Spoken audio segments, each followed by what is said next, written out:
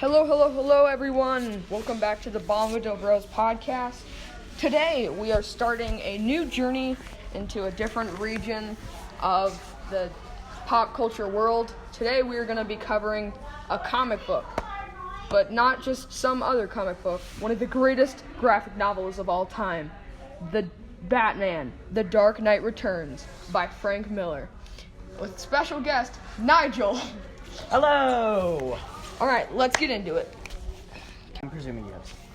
Okay, so, Nigel, what are your original thoughts on Dark Knight Returns? Just like your basic summary of something, I don't know, of the plot. Like, how would you do it? Batman disappears, Batman comes back, Batman beats people up, Batman nearly gets beat up by Superman, Batman dies, Batman turns up, doesn't die.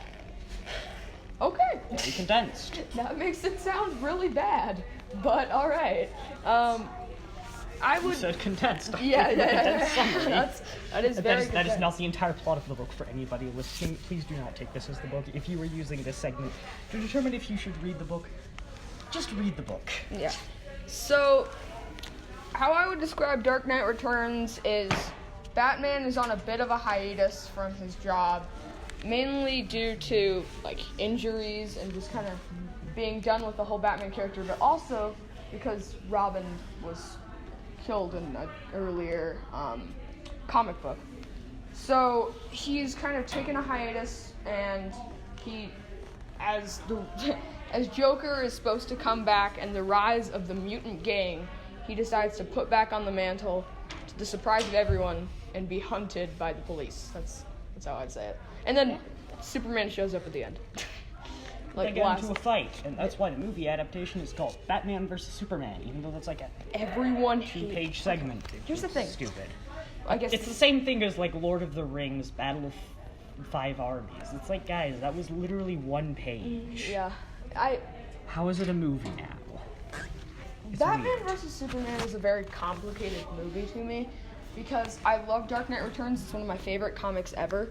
But and Batman vs. Superman, if you don't compare it to Dark Knight Returns, it's a pretty good comic book movie. Like, it's not terrible. Oh yeah, they've done way worse. But the big problem with Batman vs. Superman is they rush too fast to Batman vs. Superman. The actual timeline of that series goes Wonder Woman, Man of Steel, Batman vs. Superman. We don't even have a Batman movie before. So... Yep. We don't even Yeah, like, especially, it doesn't really make as much sense as well, because, like, you have to have the context of Batman and Robin going on these various adventures that they have, and then you have to, you really have to have that part where Robin dies, otherwise a lot of the story doesn't make sense. Like, why is there just this random suit in his basement if it never belonged to anyone? Yeah, And so there's a lot of plot and a lot of character development that they have to just cut out there, which really sucks. do you remember which Robin was the one that was killed? I believe that was Dick, was it not? No, Jason Todd, who ends up becoming the Red Hood in another comic we should probably read, Batman Under the Red Hood, which is a classic among Batman fans. But anyway, in the movie they actually do have a Robin suit that's burnt, and and it's spray painted that Joker apparently burnt Jason Todd alive, and that's like a thing in Zack Snyder's universe. I mean, that would also be really cool if, once again, there was actually a Batman movie for Batman vs. Superman. Yes, and the Joker does exist in that universe. One of the things that made Dark Knight Returns so cool is it has like 3 villains, I'd say. The Joker storyline, which is the last battle with the Joker, which, I mean, I think the death for the Joker in this comic, perfect death for the character. Oh yeah, and also like the fight in the Hall of Mirrors was amazing in my opinion. So cool. And the other storyline would probably be military and Superman versus them, but versus Batman, not realizing that Superman is really about to kill his best friend. Which, if you think about it, Batman really killed himself, but there is the last 2 pages I don't want to spoil because that would make it so you guys don't read it. But go read it, guys. It's good. Stuff happens. Let's just say that. Stuff happens. And then you also get, like, the Justice League returning. it makes yeah. sense in the place that it is. Also, it's an Elseworld story, but I wish they'd make this official canon for a universe. Oh, yes. So true. Because this Although I is the will perfect say- ending for the character. Yeah, it's an amazing end, but like all big companies, they gotta milk their characters for more money. Which Yeah. really sucks. I don't know if you've realized this yet, but Just let them die. People will like you more. Make some new characters. You'll still make money. You've got a great reputation. yeah, I don't know if you've realized this yet, but Dark Knight Returns, basically every director has tried to make their version of Dark Knight Returns. Oh yeah. Every Batman director.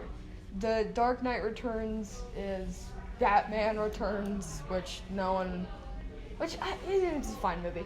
Batman vs. Superman tried.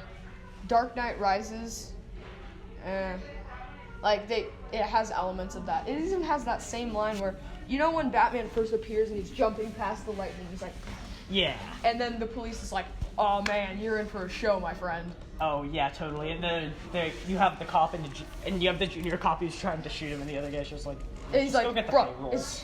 He'll be fine. It's Batman. It's Batman. Just move on with your life. We Yeah. don't care about him. He does his And then thing." he literally tries to fight Batman, and Batman's just like, nah, dog. Yeah, it was an interesting dynamic between the two of them, of like the people that think that Batman is a myth. Like there was a big group of people, like the newer generation, they're like Batman doesn't exist. It's been 40 years. And then there's the people that remember the Batman, and he's like, they called him the one-man fight against crime, which I mean is crazy. And I mean, in scenes later, you can't really disagree with Yeah. them. Also, I find the news segments interesting, where you can like really see a lot of the big arguments. And it definitely helps flesh out the world. Like it's not just people saying he's bad, but the author actually took time to think out, okay, well, why would you say he's bad or good? What are these things that he's done? How would you look at him? Do you know the other projects by the author of this? No, I don't. So Frank Miller is basically famous for saving all superheroes.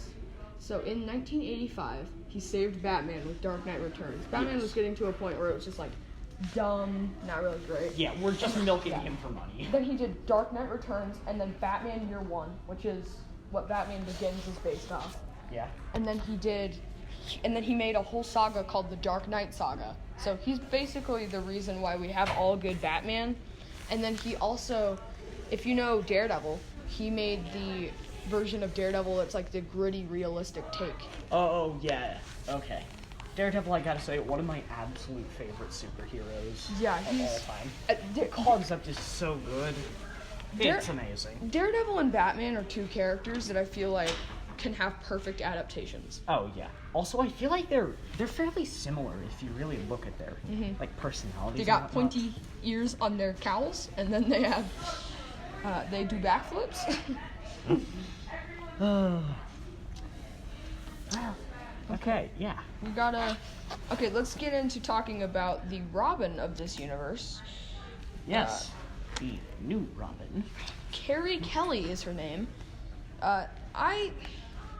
It's sad that this is the only time she was actually Robin. There's not another story where she is Robin in the whole universe. And I mean, she's not even Robin from the beginning. Like, Yeah. there's a decent chunk of the book where she's just a normal person. That might be the one part about this novel that I'm like, it's not great. Yeah. Is the fact that he was like dealing with Jason Todd's death, and then randomly this girl dressed in a Robin suit comes out and he's like, oh sure, you can be the new Robin. Yeah, let's just forget all this trauma that happened in my life. There definitely shouldn't be like an adjustment period. And maybe like a storyline where you constantly keep popping up and trying to help me, and then like maybe Batman pushes them away.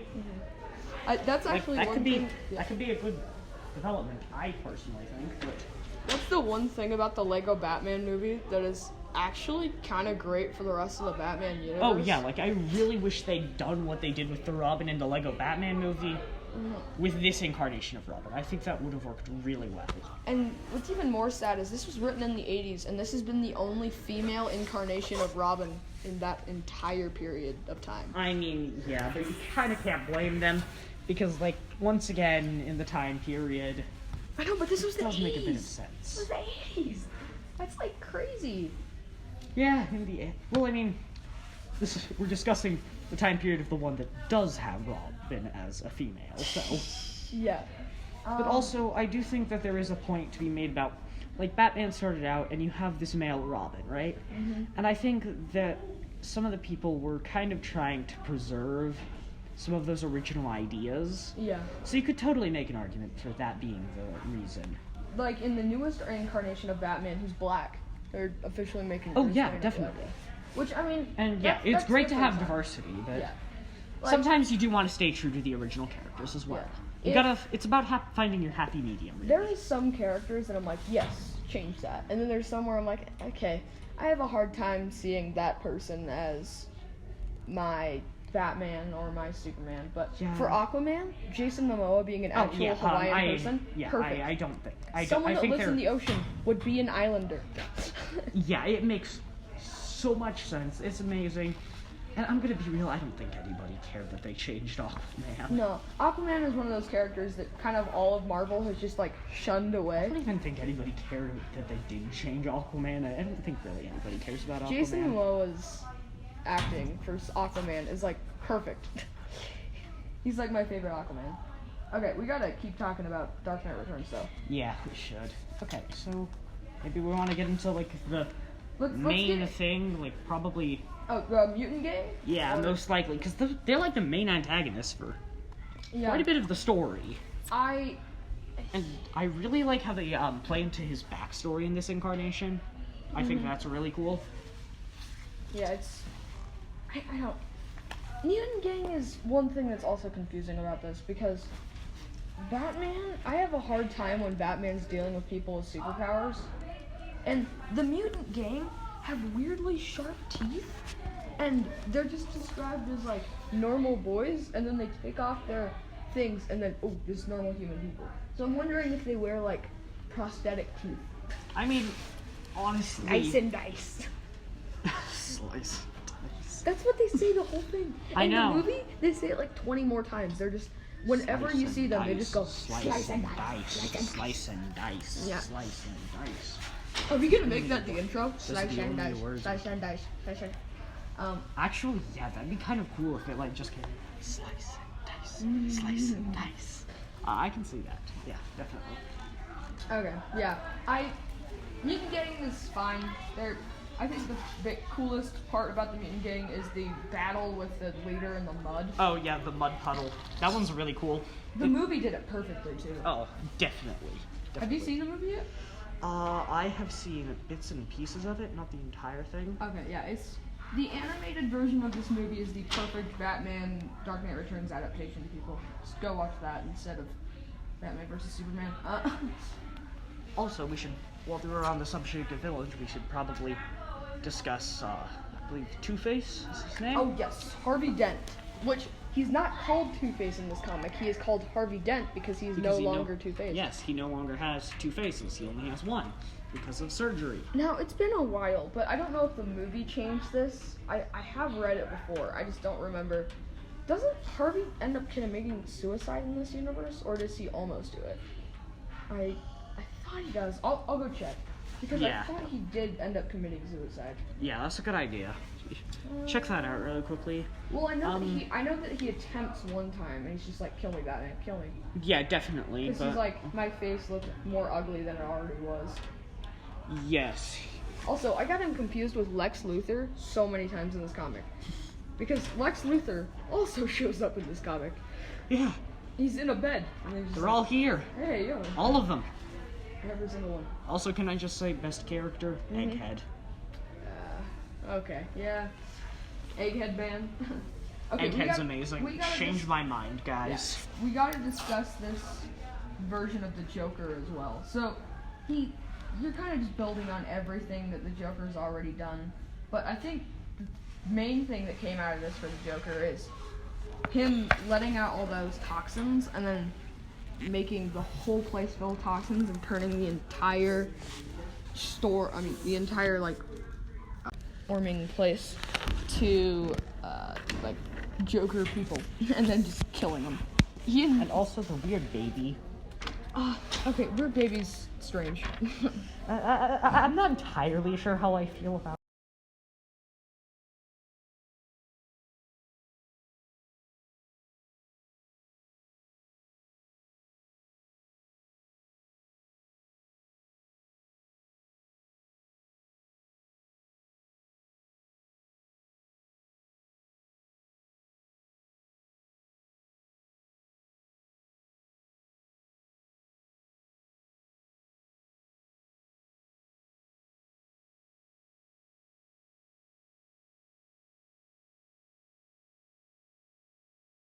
Okay, kind of entering our second half of this podcast today. We're going to talk about how it kind of merges all of Batman's history, right? His final confrontation with the Green Arrow and Superman. That's kind of his connection to the Justice League. His final, him seeing Selina Kyle again, who is Catwoman, if you don't know. And he sees her and, Joker's beating her up and put her in a Wonder Woman costume. And he's, very into kisses her because they're supposed to be, destined to love each other forever. And then a new Robin taking up the mantle. And then the very end of this comic, him teaching all of these people to basically become the next Bat family. And if that's a very close thing in the Batman lore. The Bat family consists of, Robin, Batgirl, Nightwing, Nightbat. Batman, obviously. Batman, Batcow. Just people with the name Bat in it. Yeah, anybody connected to bats or Batman. Yeah, or cows, apparently. Yeah, that one makes no sense. But yeah, there's an official Batcow comic. It's really funny. Okay, and then also his final battle with the Joker and killing him in the... Okay, there's some symbolism in here. Killing him in the Tunnel of Love, because they're supposed to they hate each other so much to, an obsession point. Which love-hate relationship. Yeah, love-hate relationship. But, Batman couldn't live without Joker, and Joker couldn't live without Batman. Yeah, that's just how they work with each other. That's another point discussed in Lego Batman movie, actually, now that I think about it. Wait. Is Lego Batman movie the greatest adaptation of The Dark Knight ever made?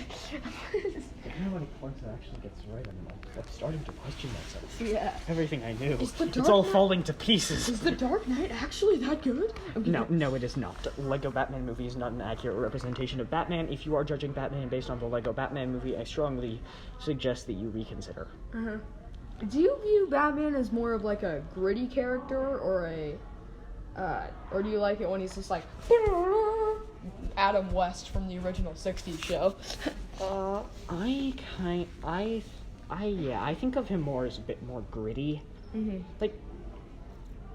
He's not like Superman. My job is to save everybody in the obviously yes, he's a good guy, but he's not just unicorns, rainbows, and lollipops. That's not who Batman is, right? And I still respect Adam West's original version of Batman, just purely because, if we didn't have Adam West, we wouldn't have Christian Bale. That's just a fact. Adam West kind of kicked off all of,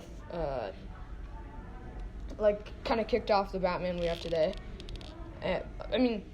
If you think of it this way, before that, Batman was... Fun fact, Batman actually started as a more gritty character and then got a little more comedic, and now he's getting back to his grittier tones. The original comic, Joker's a serial killer and cuts off a guy's face and gives it to another man. And this wasn't a kid's comic. He's from insane. The 40s. He is insane. You gotta give that to him. But yeah, I do like that they're trying to add in more gritty characters, and it's not just universally loved superheroes that are perfect in every imaginable way, save the world over and over again. Okay, so Nigel, I have a question for you after reading this. Okay. Some people consider this to be the greatest graphic novel of all time. From you, a person who knows about manga and anime, How do you respond? Okay, first of all, it's pronounced manga. Manga. Okay. I don't care. Second of all, honestly, yeah, I would definitely put it up there as one of the best. I will not say I've read every manga. There are quite a few I still have not done. Most notably, I have not actually read JoJo's Bizarre Adventure. Have you done Berserk? Berserk. No, I will look that up. It's insanely gory and insanely sad and realistic. Yes, I have heard about it, but... And the author just died a couple weeks ago. Oh. But anyway, so for me, I think it's like Watchmen, which, we're gonna review that this month as well. So yeah, for me it's like Watchmen, and then Dark Knight Returns like barely below that, and then One Piece is a little bit farther, and then like Attack on Titan. I think Attack on Titan and One Piece just jump between the two spots for me, purely based on if I'm more in a tone where I can like watch a gritty show, or if I need to watch something kind of happy and fun like One Piece. You know what I mean? Luffy is just an amazing character. Luffy is the best character ever. Same with what's the moose? What's his name? Couldn't tell you. Little cuddly bear man. Okay. Yeah, I know who you're talking about. But I'm gonna be real here. Is there? Oh, The best. we forgot the best part of this. Okay. Bat tank. Dun bat tank. The Bat Tank. The Bat Tank. The Yes. the best Batmobile ever. Changed my mind. Look up, if you haven't seen this, look up a picture. It is literally just a tank. The most unrealistic thing about this is, why with money like Bruce Wayne would you drive around in a tank when you could get something like a tumbler, you know, from the Dark Knight movies, where it's like still can go fast, but it doesn't have that much weight on it. This Bat Tank has so much extra weight on it, yet looks so cool. I mean, you do have to acknowledge one thing, and this is being a bit more realistic. It's gotta look cool. Like, when you get that shot of Batman sitting inside his tank, like, there's all this gadgetry that, honestly, half of it wouldn't be in a real tank, but it just looks so cool. And then the tank has like a neck that can bend to look down at people. See what I mean? We're currently looking at the pages of the comic. Real people don't have those teeth. Yeah, no, they don't. That also reminds me. Maybe they just don't open their mouth completely. Well, here's another thing. It also just adds an effect of like terror. Yeah, like same concept with vampires. Like, yeah, definitely. Okay, I'm gonna make a comment about like how I think about this kind of stuff. I'm getting really specific about these teeth, yet I watch a Green Lantern movie and I'm like, oh yeah, that ring could produce power like that. That's okay. It's just everything is fine. I think from Christopher Nolan's realistic Batman take, I just don't like superpowers in my Batman story. I feel like this is the perfect balance, besides the teeth, I guess, of like Superman being there, but also like he doesn't really do much. Mm-hmm. He fights Batman, and honestly, Batman starts winning until he runs out of power. Mm-hmm. Like, Batman's heart stops mid-fight, and Superman's just like, "Oh dang, sorry, Bruce." Yeah, Batman dies. Absolutely doesn't die. I'm just telling you now. But yeah, what? He's dead. Wow. Also, gasp. We have to talk about when the mutant gang's leader is taken down, all the different factions that rise up. Like, there's literally a group of 3 Nazis that are just going around the city. And then that part was interesting. Like, guys, let's get tattoos of the Nazi symbol on our pectoral muscles. Yeah. That was hilarious for me seeing the first time. Yeah, that's just another, like, weird thing in this comic book as well. And then there's what are they called? The Sons of Batman, they called themselves? Yes, they call themselves that, yes. And then, also, okay, here's another thing. When Zack Snyder's Batman vs. Superman came out, everyone was super mad. They're like, Batman doesn't use guns, okay? He doesn't use guns because his parents were killed with guns.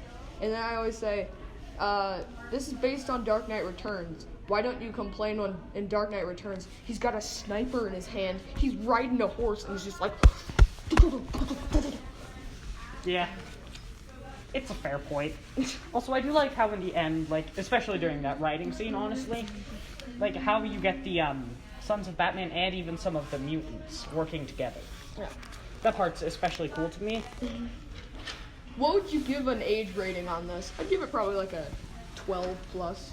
Age-wise, there's some pretty gory stuff in here. like especially the part guy's... where he stuffs the window through the guy's arm. Yeah. And he talks about how there's like glass in the guy's one of his major, I believe, arteries. He says.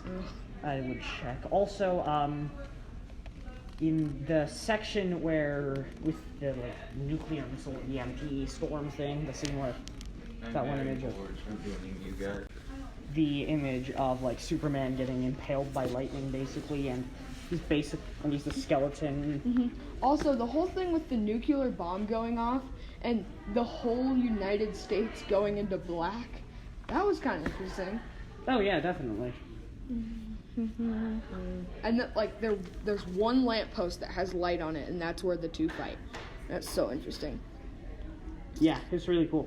Was there anything else you want to touch on, Nigel? We've gotten to our usual 30-minute stopping place. Yeah, no, I don't really think I can see anything else. We've covered most of the major points.